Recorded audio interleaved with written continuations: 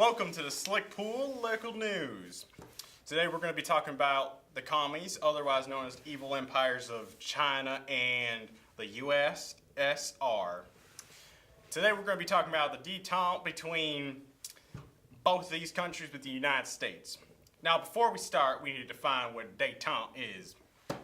A detente is basically lowering of tensions and trying not to kill each other with nukes, alright? It's just one of those fancy French words.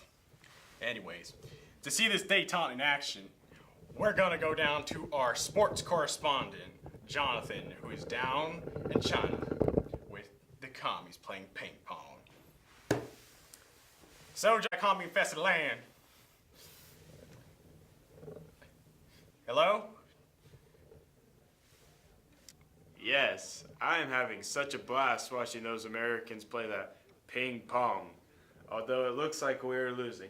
But you know, with that American fighting spirit, we will always prevail. What are you doing? Play back! Sorry about that, folks. Us Americans get really passionate with the sports that we love. Well, we weren't always playing ping pong with commies. So it took a process for us to get where we are with the Soviets and the Chinese. And that process will be outlined shortly. Well, in honor of our sports correspondent, we will start with the Chinese. The Ruskies and Chinese have been in each other's throats for a while now, which was seen by the Sino-Soviet split, which was an economic and diplomatic tie split between these once great friends. To add on to the disaster, the US and PRC weren't exactly friends either.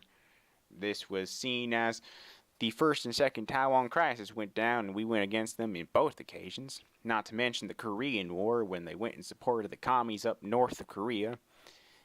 That also broke down relations between us and China. Now you may be wondering when China decided they should start playing nice. Well, they realized it when they found out they were lonely and broke. Well, Mao knew his country wasn't doing so hot, and this was symbolized by China's lack of grain, and also symbolized by Vietnam being in a war, you know, the Vietnam War, and how they were sending advisors, even though they were kind of broke. The lonely part was signified by the fact that they only had one real ally, that being Pakistan. And even though they were great friends and all, they only had one friend. And when it comes to a war, you want more than one friend to help you. Now, the U.S. was also in a pickle. We were in Vietnam. Now, for the record, let's get something straight. The U.S. does not lose wars. We tactically retreated out of Vietnam because the U.S. does not lose wars. Those Viet Cong mother... I would like to apologize for the unprofessional behavior in this network. We're probably going to get our funding pulled after this, aren't we? Oh well. Well, next came the... in order to get out of Nam, the Nixon and Kissinger had to deal directly with Mao in order to get some help to get out of Nam. All this talking, these secret dealings, led to what is called ping pong diplomacy, which is what our sports correspondent's doing right now, and also led to us getting pandas as friendship, and also led to lowering of tensions. Speaking of ping pong, let's go back to our boy down in China. So, Johnny, my boy, how you doing? How you doing? Are we doing good over there? Okay. Are you serious? And you call yourselves the American ping pong team? What are you looking at? Get that camera out of my face. Wow, we're not doing so hot out there. This is not good for ratings. Anyways, now it's time to talk about the big boy on the block, who's holding the Glock and is ready to get popped. If you know who we're talking about Russia, or the Soviet Union as it's called now. Anyways, the detente started with, well, was suggested to start with the Cuban Missile Crisis. And this was demonstrated by the hesitance to even start a nuclear war with each other. Nobody wanted to die, which was a term which was called mutually assured destruction, otherwise known as MAD. MAD. Now, in order to keep going with this decreasing of tensions, you know, the U.S. needed detente. Okay, as we all know, the Cuban Missile Crisis was not the only reason for detente between the U.S. and the USSR. The reasons for detente in the USSR were because they were pretty much broke, as seen in their inability to feed their own people. To add more to this situation, we have our international correspondent in Russia right now. How's it going down there, Kenneth? What are some other reasons the USSR are trying to decrease tensions? The Cold War has a tremendous impact on the USSR. Whew.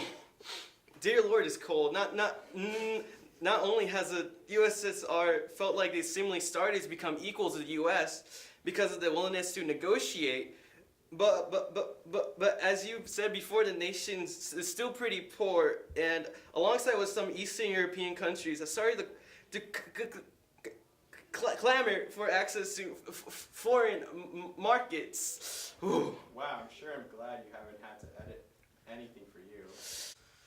I have you know that there. Hey, what are you doing here? Oh boy, he's going to the labor camps. Anyways, the next part of this is the detente on the side of the U.S.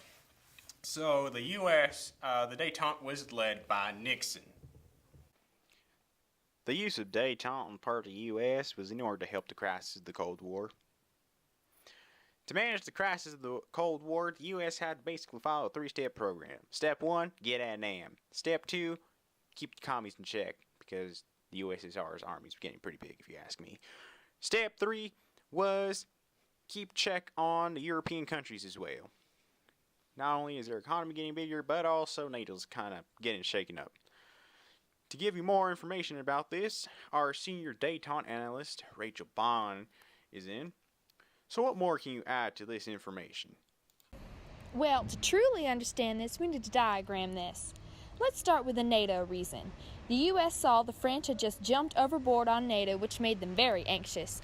This led them to try to stay more on top of things in Europe. This idea of trying to stay on top of things was further exacerbated by the U.S. economy being challenged by the rise in Asian markets and recovering European economies. Military-wise, the U.S. was getting their butts kicked by the USSR because they were now losing in the arms race because they did not have more nukes than the USSR and their conventional forces were larger as well.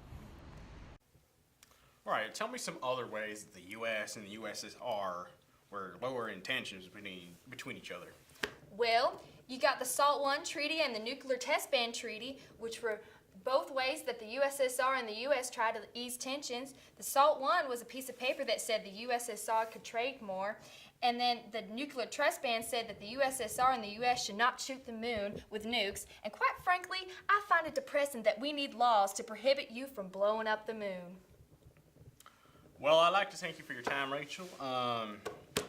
You know, something bad has happened to everyone on this newscast, so I say it's only fair that we call you a communist and then we call the cops on you. This has nothing to do with how annoying your southern accent is, but we're calling the communists on you. But anyways. But I haven't... Shh. I gotta finish this newscast. Well, that's it for today, folks. Thank you for coming to the Slick Pool Local News. Hope you enjoyed, and I hope you learned something today. Thanks for watching.